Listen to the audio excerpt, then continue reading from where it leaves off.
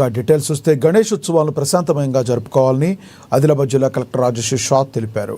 పండుగ సందర్భంగా ఉత్సవాలను శాంతియుతంగా బాధ్యత ఏర్పాట్ల మధ్య నిర్వహించుకునేందుకు గురువారం కలెక్టర్ సమావేశ మందిరంలో నిర్వహించిన శాంతి సమన్వయ కమిటీ సమావేశంలో ఆయన ఎస్పీ అఖిల్ మహాజన్తో కలిసి హాజరయ్యారు.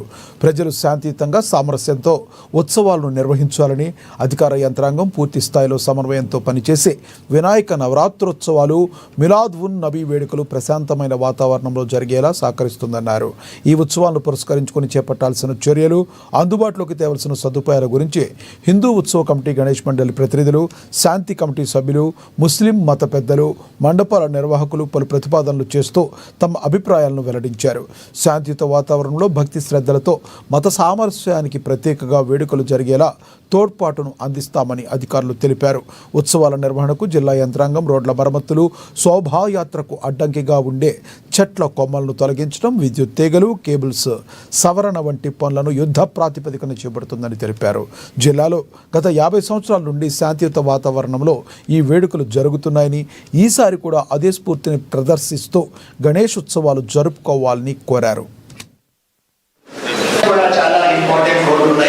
ఎందుకంటే ఈ ఆ ఏరియాస్ కావచ్చు, మిగతా ఏరియాస్ కావచ్చు, ఎక్కడైనా పండాల్స్ ఇన్స్టాలేషన్ అవుతాయి. ఆ సందర్భంలో కూడా డైలీ శానిటేషన్ కూడా చాలా ఇంపార్టెంట్ రోల్స్ ఉంటాయి. అది కూడా చూసుకోవాల్సిన బాధ్యత ఉంటుంది.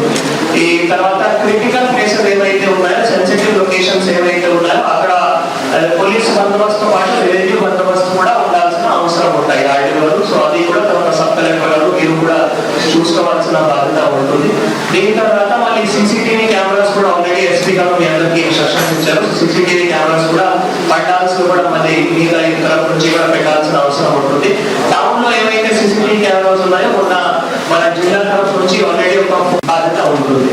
తర్వాత మెడికల్ అండ్ హెల్త్ డిపార్ట్మెంట్ మళ్ళీ అది మీరు ఎక్కడ లొకేషన్స్ ఉన్నాయో, క్యాంప్స్ ఉన్నాయో అవి అన్ని కూడా అక్కడ పెట్టాల్సిన అవసరం ఉంటుంది. లాస్ట్ ఇయర్ కూడా మీరు పెట్టారు.